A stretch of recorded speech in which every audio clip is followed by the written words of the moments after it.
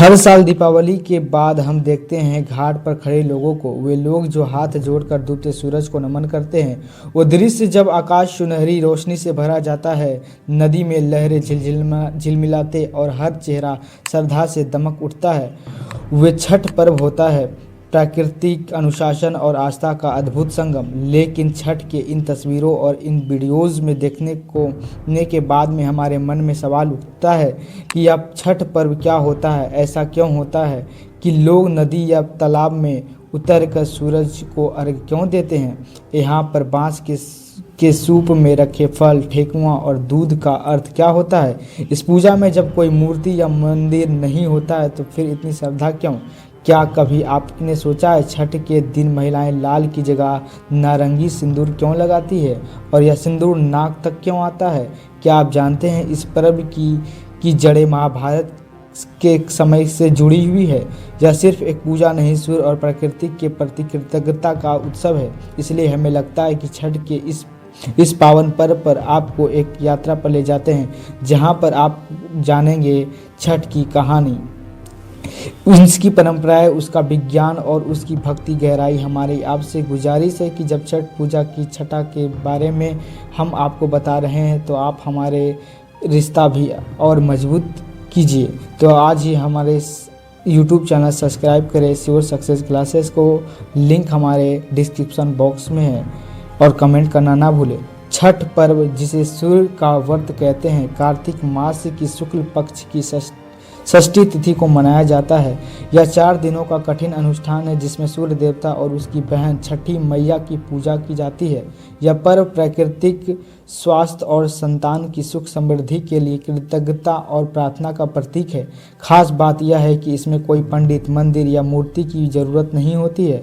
यह पूरी तरह प्राकृतिक केंद्रित पूजा है जिसमें नदी, तालाब या जलाशय के किनारे सूर्य को अर्घ्य दिया जाता है। छठ पर्व की सबसे बड़ी विशेषता उसकी कठिन व्रत है।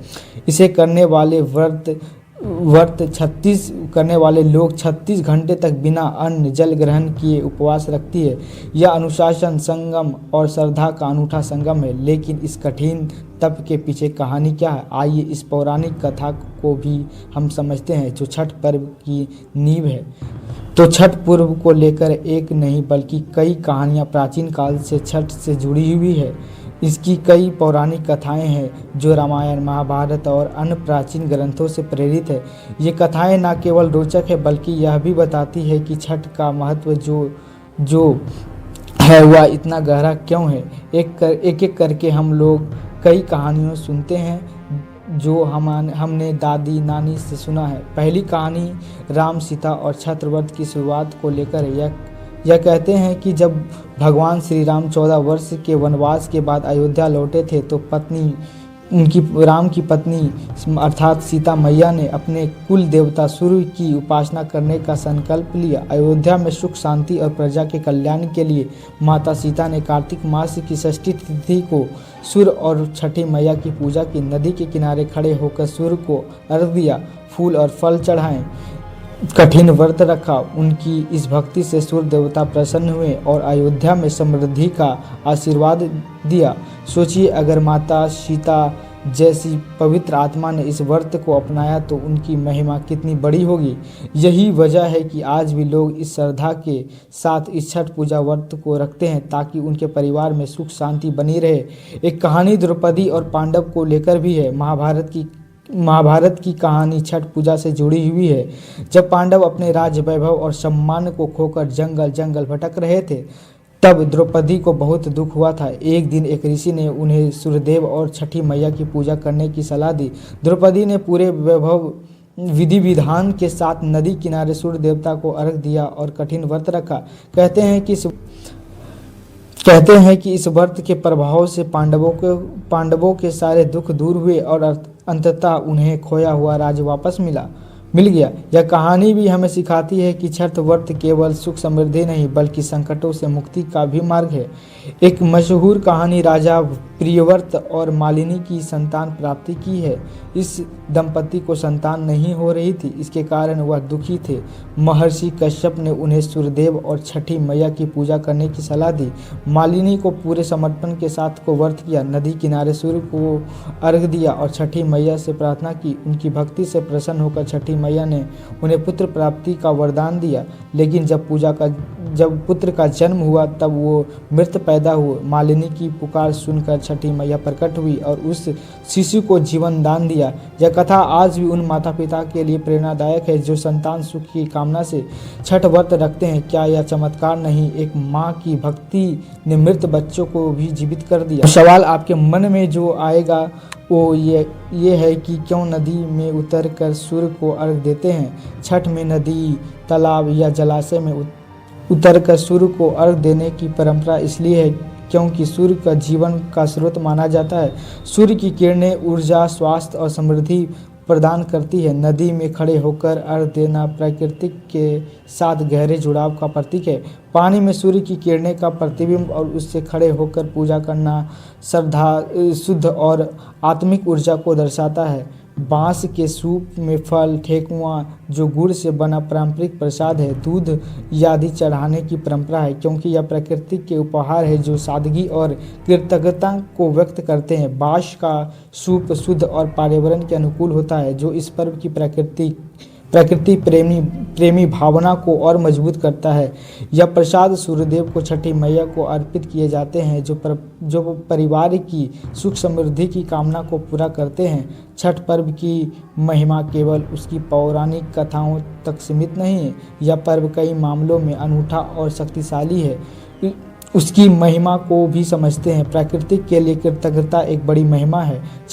छठ पर्व सूर्य, जल और प्रकृति की उपासना का प्रतीक है। सूर्य को जीवन दाता माना जाता है और इस पर्व में उसकी पूजा करके हम प्रकृति के प्रति अपनी श्रद्धा को व्यक्त करते हैं, संतान और स्वास्थ्य का आशीर्वाद पाते हैं। दरअसल छठी मैया को संतान के रक्षक भी माना जाता है। इस व्रत को करने से संतान की लंबी उम्र और अच्छा स्वास्थ्य और समृद्धि कामना पूरी होती है। इसके अलावा छठ पर्व में किसी भी जाति धर्म का भेदभाव नहीं होता। हर वर्ग के लोग एक साथ नदी किनारे पूजा करते हैं। इससे सामाजिक एकता बढ़ती है। आध्यात्मिक अनुशासन भी इसका हिस्सा है। 36 घंटे का निर्जला उपवास, स्वास्थ्य और अनुशासन इस पर्व को आध्यात्मिक रूप से गहरा बनाता है। यह मन और शरीर दोनों को स्वस्थ करता है। जब सवाल है कि छठ कैसे मनाया जाता है। छठ पर्व 4 दिनों का अनुष्ठान है जो हम इस प्रकार मनाते हैं। पहला दिन नहाय खाए और दूसरा दिन खरना होता है। जो लोग इस व्रत को करते हैं वह दिन भर उपवास रखते हैं और शाम को खीर और रोटी का प्रसाद बनाकर सूर्य देव को चढ़ाते हैं। तीसरा दिन संध्या अर्घ होता है और डूबते सूर्य को अर्घ दिया जाता है। बांस के सूप में फल, ठेकुआ और अन्न प्रसाद चढ़ाते हैं और चौथा दिन उषा अर्घ होता है।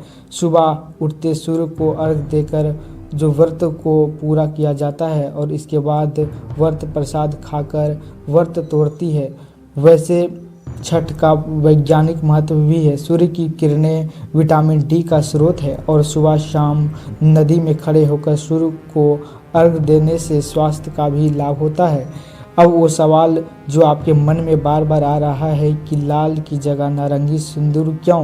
क्योंकि आमतौर पर हिंदुस्तान में लाल सिंदूर सुहाग का प्रतीक माना जाता है, लेकिन छठ में कई महिलाएं नारंगी सिंदूर लगाती है।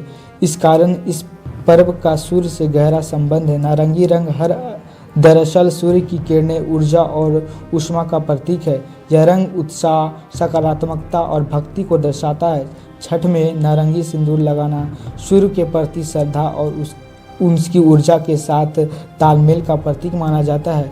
यह परंपरा क्षेत्रीय और सांस्कृतिक विविधताओं पर भी निर्भर करती है, लेकिन उसका मूल उद्देश्य सूर्य की शक्ति के प्रति आभार व्यक्त करता है और अपनी भक्ति को दर्शाता है। अब एक सवाल उठता है कि नाक तक सिंदूर क्यों लगाया जाता है। तो अब सवाल उठता है कि नाक तक सिंदूर लगाने की परंपरा क्या है। महिलाएं छठ पर्व के दौरान नाक से लेकर मांग तक सिंदूर लगाती है। बिहार और पूर्वांचल में अधिकांश तौर पर इस तरह सिंदूर लगाया जाता है। इसको लेकर मान्यता है कि नाक से सिंदूर लगाने से व्रती महिलाएं पूरी श्रद्धा के साथ सूर्यदेव को अर्घ देती है। इसके साथ ही नाक से